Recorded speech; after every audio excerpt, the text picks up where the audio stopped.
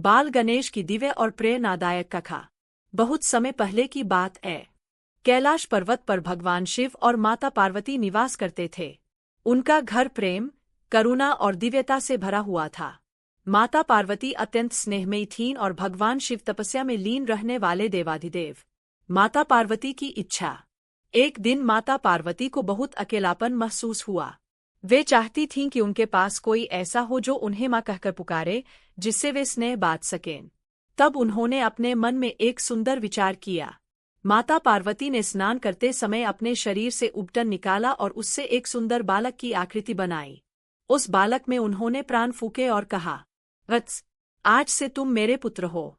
बालक की आंखें खुली, उसने माता को देखा और मधुर स्वर में बोला, माँ। माता पार्वती की आंखों से खुशी के आंसू बह निकले। उन्होंने उस बालक का नाम रखा गणेश। गणेश को मिला पहला काम। माता पार्वती स्नान करने जा रही थीं। उन्होंने बाल गणेश से कहा, बेटा, जब तक मैं स्नान कर रही हूँ, कोई भी अंदर न आए।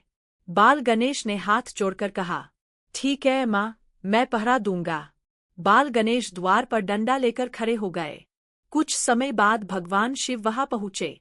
उन्होंने द्वार पर एक बालक को खड़ा देखा।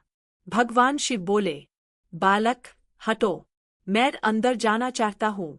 बाल गणेश ने निडर होकर कहा, रुकिए, माँ ने मना किया है। गणेश और शिव का संघर्ष। भगवान शिव को क्रोध आ गया। उन्होंने सोचा, यह बालक मुझे रोकने की हिम्मत कैसे कर सकता है। दोनों के बीच युद्ध हो गया। बाल गणेश ने अपने छोटे रूप में भी अद्भुत शक्ति दिखाई। अंत में भगवान शिव ने क्रोध में आकर बाल गणेश का सिर काट दिया। माता पार्वती का विलाप। जब माता पार्वती बाहर आई और अपने पुत्र को मृत देखा, तो वे विलाप करने लगीं। पूरा कैलाश कांप उठा। माता ने कहा, यदि मेरा पुत्र जीवित नहीं हुआ, तो मैं सृष्टि नष्ट कर दूंगी। देवता डर गए और भगवान शिव ने अपनी गलती स्वीकार की। हाथी का मस्तक। भगवान शिव ने अपने गणों को आदेश दिया, जाओ, उत्तर दिशा में जो पहला जीव मिले, उसका सिर ले आओ। गण एक हाथी का सिर लेकर आए।